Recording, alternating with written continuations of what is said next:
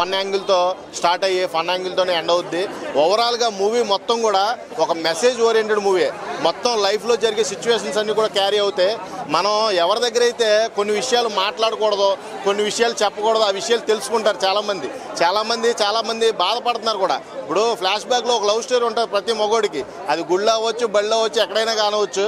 కాకపోతే పెళ్ళం దగ్గర ఏదో నేను అప్పట్లో పెద్ద తోపు తురుము అన్నట్టుగా దాన్ని రివీల్ చేస్తాడు.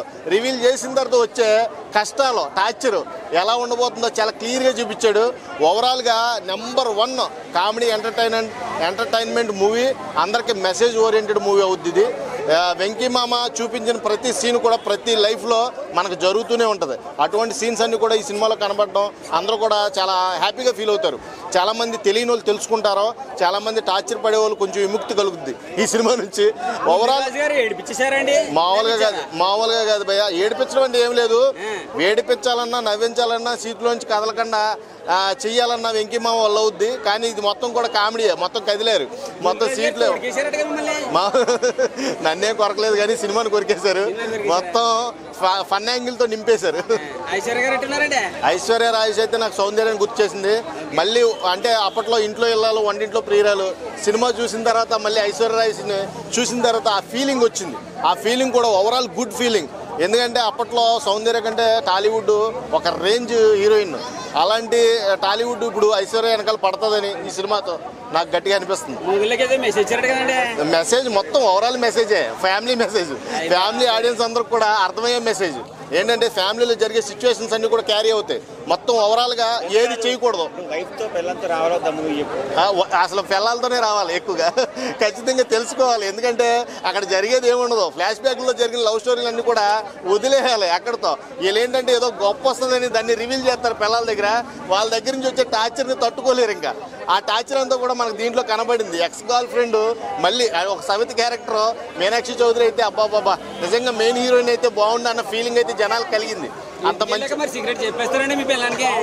ఏం చెప్పేద్దాం, చెప్పేసిన ఆల్రెడీ అన్నీ చెప్పేసాం.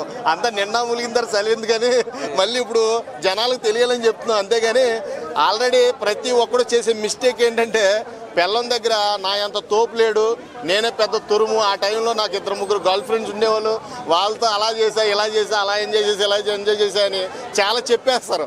చెప్పిన తర్వాత చెప్పేటప్పుడు చాలా సైలెంట్గా వింటారు. చెప్పిన తర్వాత అమ్మోర్లా తయారవుతారు. వాళ్ళ టార్చర్ చూస్తే ఒక్కొక్కడికి ఉచ్చపడుతుంది అన్నమాట. నీకు బయటికి వెళ్ళాలన్నా కానీ ఆ అనుమానంతో ఏడిపిస్తూ ఉంటారు. అవన్నీ కూడా తెలుసుకుంటారు తెలియని వాళ్ళు. ఇక అంతా కూడా ఓవరాల్గా గుడ్ ఎంటర్టైన్మెంట్ మూవీ. వెంకీ మామ ఈ సంక్రాంతిని బ్లాక్ బస్టర్ అందించాడు అందరికీ.